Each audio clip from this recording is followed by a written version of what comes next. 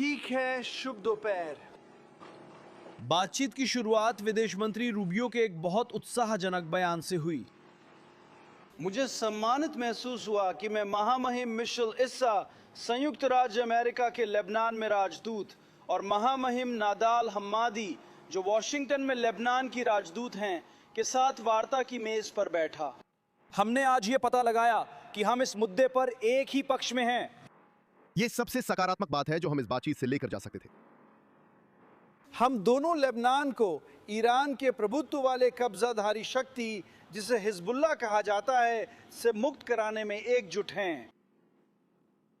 Lebanon उनके कब्जे में है और हम इससे पीड़ित हैं। उनकी लगातार मिसाइलों की बमबारी और आतंकवादी हमलों से जो हमारी सीमा पार करने की कोशिश करते हैं।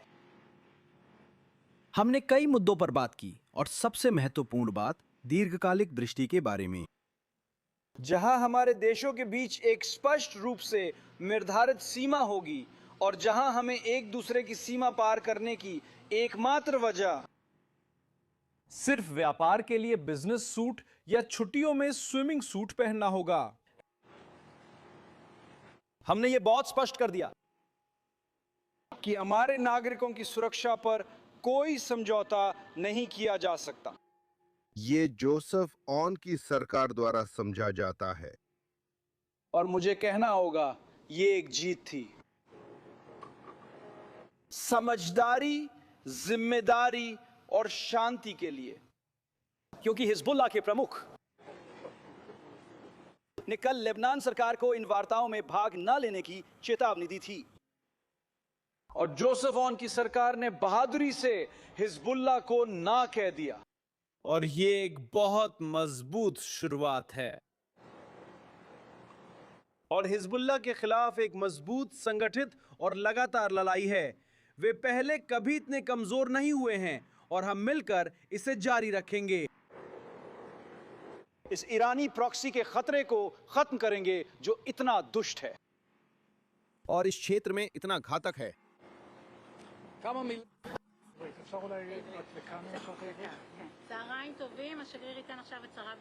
नमस्कार, राजदूत बयान देंगे। नमस्कार।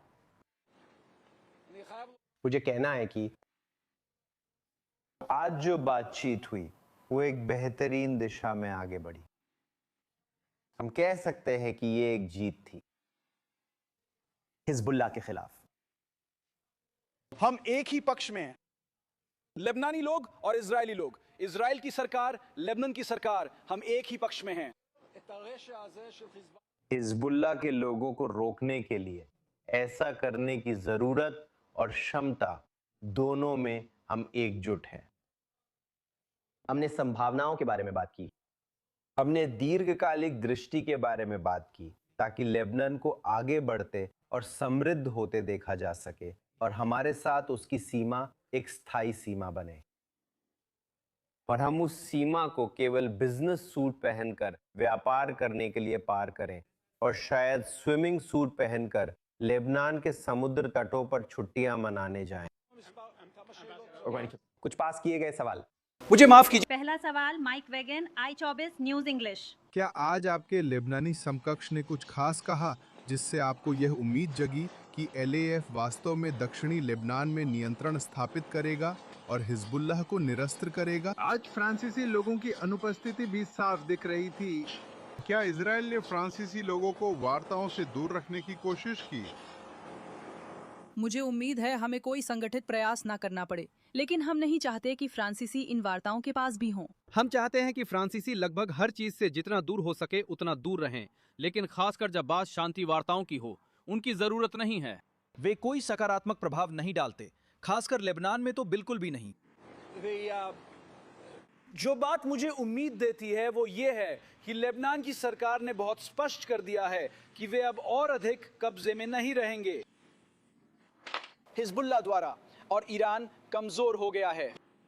हिजबुल्लाह काफी हद तक कमजोर हो गया है। ये एक अवसर है। ये पहली बार है जब हमारे दोनों देश 3 दशकों से अधिक समय के बाद एक साथ बैठे हैं।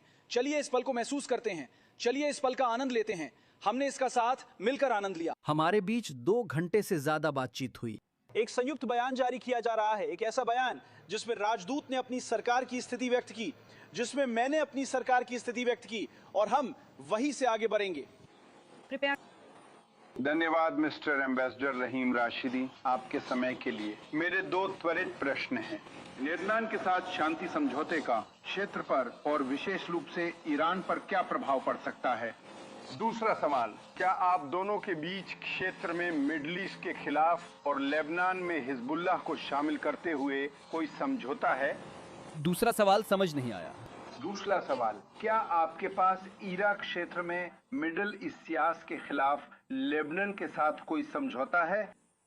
सबसे पहले सवाल पर, यह जरूरी है कि लेबनान और ईरान के बीच पूरी तरह से कोई संबंध न हो। ईरान इस क्षेत्र और दुनिया भर में एक बुरी ताकत है, और हिजबुल्लाह इजराइल के पास ईरान का मोहरा है। ये इजराइल के खिलाफ ईरान का एक अग्रिम मोर्चा जैसा है। अब उन्हें पीछे धकेलने का मौका है, क्योंकि वे आज सबसे ज्यादा कमजोर हैं। इसलिए उस अलगाव को बनाए रखना जरूरी है। लेबनान के साथ समझौते पर हम काम कर रहे हैं। हम हर मोर्चे पर, सुरक्षा मोर्चे पर और नागरिक मोर्चे पर समझौते पर काम कर रहे हैं, ताकि मिलकर एक पूर्ण शांति संधि हासिल की जा सके। जैसे ही हमारा सुरक्षा मुद्दा सुलझता है, हम शांति संधि और सौहार्दपूर्ण संबंध शुरू कर सकते हैं, जैसा अन्य अब्राहम समझौता देशों के साथ है। माफ कीजिए, नातान गुटमैन, पैन 11। नमस्ते। हिब्रू में बताइए अगला कदम क्या है मिस्टर सेक्रेटरी? चुनावों के बाद क्या होगा? कुछ सुझाव दिए जाएंगे। हम उन सुझावों को अपनी सरकार के पास ले जाएंगे ताकि वे प्रधानमंत्री तक पहुंचाए जा सकें। म्याऊ करने की अनुमति। लेबनान के राजदूत। और हम आने वाले हफ्तों में वापस आएंगे। हम वॉशिंगटन में बातचीत जारी रखेंगे। वाला, क्या हम आपसे लेबनानी मांगों के बारे में पूछ सकते हैं?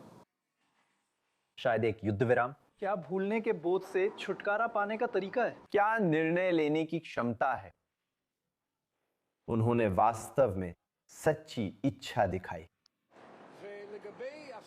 जहां तक युद्ध विराम का सवाल है, हमें सिर्फ एक चीज में रुचि है। हमें इजराइल राज्य की सुरक्षा की चिंता है। हमारे देश की सुरक्षा की क्या गारंटी होगी? हम आपकी बात मानेंगे। और जिस पर सवालिया निशान रहेगा वो है कि हम। नमस्ते राजदूत लेटर मार्कस्टर्न, स्काई न्यूज। 3 सवाल हैं। पहले, क्या आप इस पल का संदर्भ बता सकते हैं? आप इजरायलियों के लेबनान जाने और लेबनानियों के इजराइल आने की बात कर रहे हैं, जो असाधारण है, तो हमें इसका संदर्भ समझाइए। दूसरा, इजराइल दक्षिणी लेबनान में हिजबुल्लाह के खिलाफ लड़ाई कब रोकेगा, क्योंकि इस समय लड़ाई जारी है। और आखिरी बात, लेबनानी मंत्रियों ने हमें बताया है कि एक तरह से इजराइल उनके प्रयासों को कमज़ोर कर रहा है, जबकि वे हिजबुल्लाह को हथियार छोड़ने के लिए कह रहे हैं। वे संवाद की मांग कर रहे हैं। वे कहते हैं कि वे पूरी कोशिश कर रहे हैं, और आप दक्षिण में लड़ाई जारी रखकर हालात कमजोर कर रहे हैं।